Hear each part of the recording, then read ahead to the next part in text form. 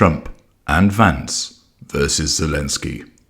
Hello, I'm H.G. Tudor.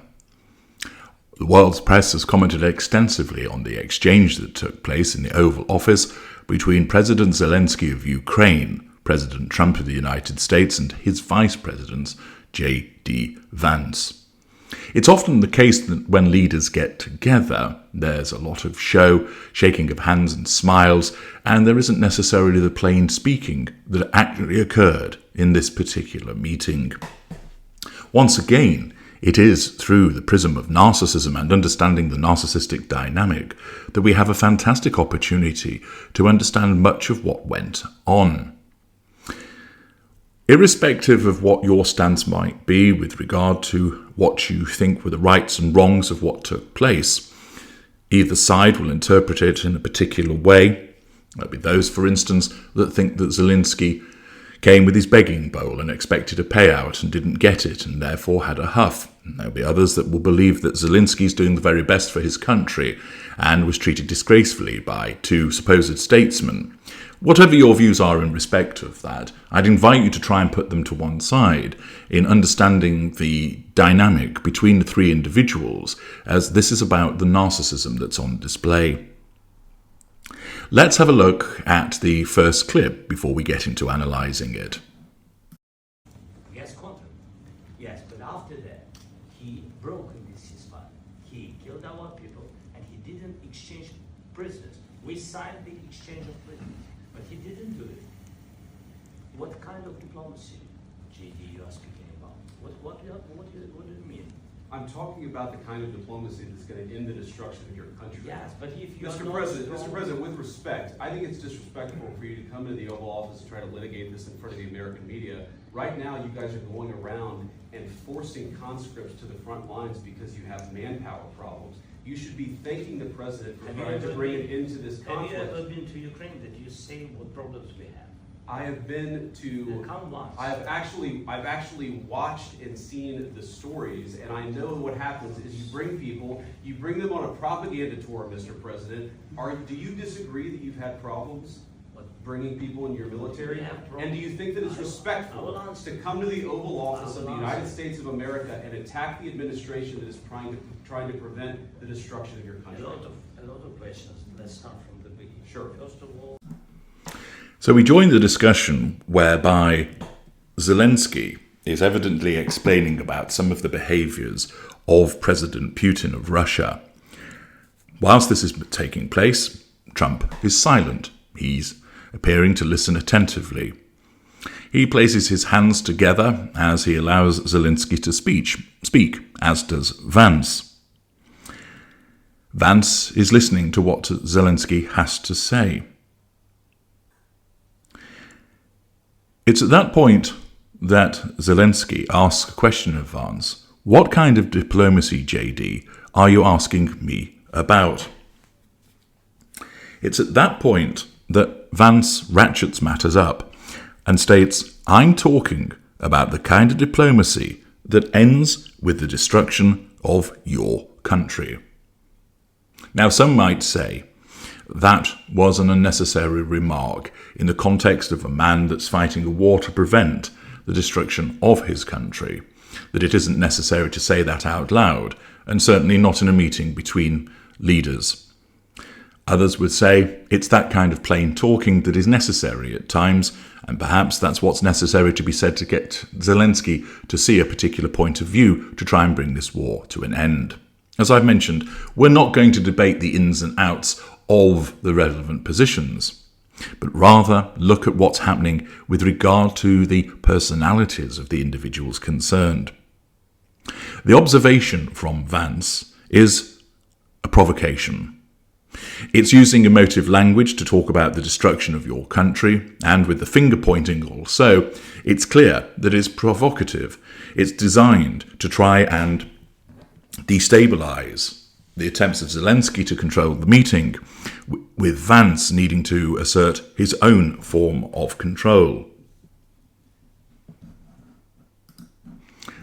Zelensky seeks to answer Vance, but immediately he's interrupted, which demonstrates lack of boundary recognition and a sense of entitlement. Mr. President, with respect, he begins, and as we all know, that when anybody says with respect, that's the last thing that's actually on their mind. He also places his hands up, palms-wise, his palms outwards towards Zelensky, which is a physical signal for Zelensky to be quiet, and is a further assertion of control on the part of Vance. He continues, I think it's disrespectful for you to come to the Oval Office and try to litigate this in front of the American media. Once again, this is provocative, and it's triangulation between him, Zelensky, and the American media. It is suggesting that Zelensky is not being fair or honest. He then continues with a classic observation that would come from a narcissist, you should. And if you've not watched my video about the narcissist's use of you should, then guess what? You should. He states you should be thanking the president. Again, irrespective of whether you believe that's correct or not, it doesn't actually matter, because it's designed to be a provocation to assert control over Zelensky. Remember, the narcissist can use the truth, a half-truth, or nowhere near the truth. Accordingly, if your position is that Vance is right about what he's saying, that Zelensky should be thanking President Trump, then Vance is using the truth for the purposes of provoking Zelensky in order to nullify his threat to control. If you don't think that that's an appropriate thing to be said and that he shouldn't have to be thanking them, then you would have a situation where you would believe that Vance is using a non-truth, an untruth. But nevertheless, the outcome is the same. So irrespective of what your position might be as to who's right or wrong in this scenario, and as I mentioned, that's not what's up for debate here. If you believe Vance is right, he's using the truth to provoke. If you think that Vance is wrong, he's using an untruth to provoke. But the outcome is the same, driven by his narcissism. Zelensky, of course, has his own situation whereby his need for control is being threatened. You'll note that he has his arms crossed in defiance. This naturally is a typical defensive move on the part of any individual that's being spoken to in circumstances where they don't like what they are hearing. He has allowed Vance to talk, but he then needs to nullify the threat to control. At first, it seems like he's managed to keep his mouth shut, and therefore would likely be utilising the third assertion of control, whereby he doesn't walk out of the meeting, but he sits there thinking to himself, well, thoughts such as, I can't believe I'm hearing this, or this man is an idiot, whereby he jettisons Vance in his own mind. However, his own narcissism can't let that lie as Vance continues to talk, and therefore Zelensky comes back with his own provocation. You should come to Ukraine, which he has said in the full knowledge of knowing that Vance has never been. Again, let me reinforce the fact that irrespective of what position you might adopt, the outcome seen through the prism of the narcissism is the same. If you think that Zelensky is right to say to him, you should come to Ukraine, then simply Zelensky is using the truth in order to provoke and nullify the threat to control posed by Vance. If you think this is not something that should have been said or is irrelevant about whether Vance goes to the Ukraine, then it might be stated that Zelensky is using an untruth, but even then, it's still being used to provoke. He adds, come once. This naturally threatens the need for control that Vance has. He responds with, I've actually seen the stories. What he ought to have done, to my mind, was actually say, good, yes, I'll come and take a look. Doesn't mean that he has to follow up with it. He could future fake in his response, which would actually be more placating, more statesmanlike, and would there necessarily be any follow-up as to whether he went or not? He could claim that there were other matters that required his attention. But in that meeting, in order to nullify the threat to control and appear more statesmanlike, he could have responded, I will come then, thank you for the invitation. Instead, he says, I've actually seen the stories, and he talks about that you bring them on a propagated tour, as he's talking about the manpower issues that the Ukraine has in respect of fighting the war, that these moving conscripts. And he asks, do you agree you've got problems?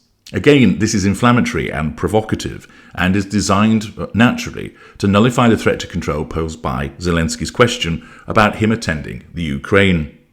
He then continues, however, "Do you think it's respectful to come to the United States and attack the administration which is trying to stop the destruction of your country?" Again, he may be right in what he's saying, therefore it's a provocation based on the truth. If you deem that that's an unnecessary observation, either that it's incorrect or that he ought not to have said it, then there's a mixture of a half-truth or a non-truth. Again, but it's being utilised for provocation. Throughout all of this, Trump has remained silent. In effect, he's allowing his lieutenant to land some blows on Zelensky. It's evident to my mind that there was a plan in relation to this meeting to teach Zelensky a lesson. But that's not something that we necessarily need to go into any detail, because we aren't privy to what was discussed prior to this meeting. But the clear impression I gain from the nature of the exchanges and the way that Vance and Trump operated is that they deemed that it was necessary for Zelensky to receive some truths and be taught a lesson. Zelensky responds in a calm voice, "A lot of questions. Let's start at the beginning." Now, let's rejoin the footage. First of all, during the war, everybody has problems.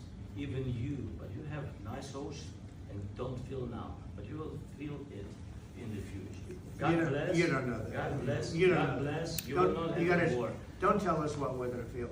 We're trying to solve a problem. Don't tell us what we're going to feel. I'm not telling you. Because I'm you're in no answering your position to question. dictate that. That's exactly what Remember he's this. doing. You're in no position to dictate what we're going to feel. We're going to feel very You will good. feel influence. We're going to feel very I'm good and telling very you, strong. You will feel influence. You're right now not in a very good position. You've allowed From the yourself very- to be in a from very the bad very position, beginning and of he the happens war. to be right about From it. the very beginning of the war. You're not in a Mr. good Brown, position. I You don't was have the saying, cards right now.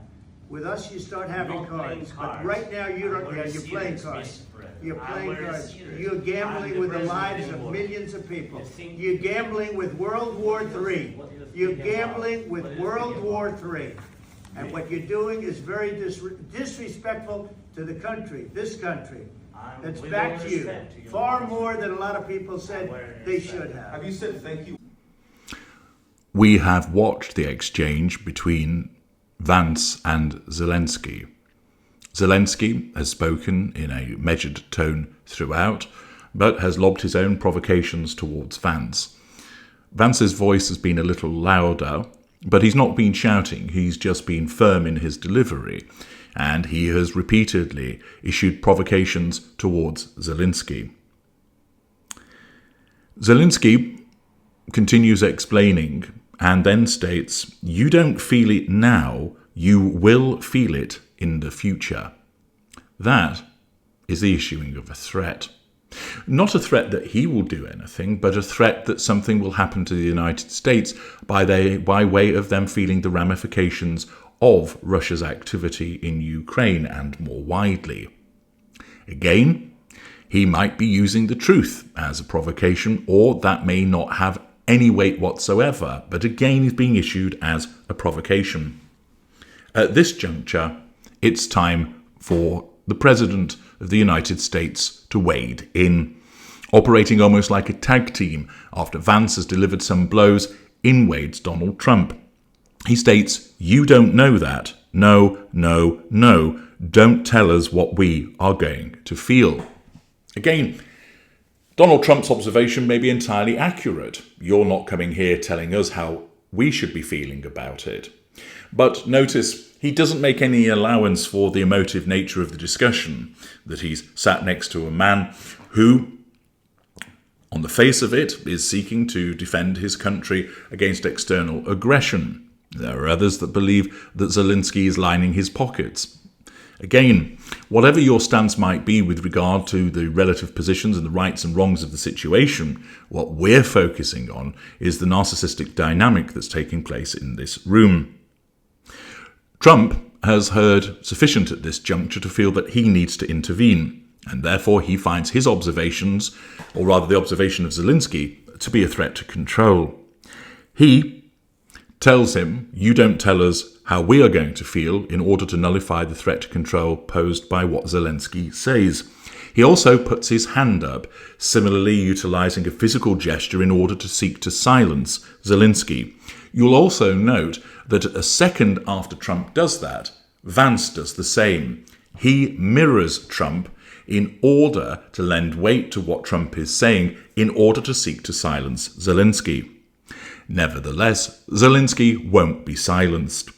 Continuing to talk in a relatively calm tone, he keeps speaking, as does Donald Trump. And what we have is a minute or so of them talking over one another.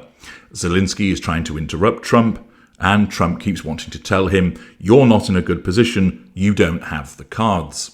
Again, irrespective of the relevant rights or wrongs of their respective positions, the fact is that you're seeing two narcissists jockeying for position here. One in a more calm and measured way, one demonstrating his usual blustering aggression, which is typical for the individual as an upper lesser type B. This is the modus operandi of Donald Trump in order to nullify threat to control. He's direct, he's to the point. He doesn't engage in going round and round the houses. That is part of his attraction to many people, and why many people also find that his behaviour is not statesmanlike.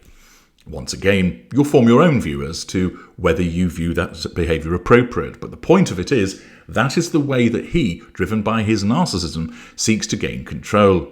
Zelensky is a different beast in that regard, operating with a facade and seeking to talk in more measured tones, but he's persistent.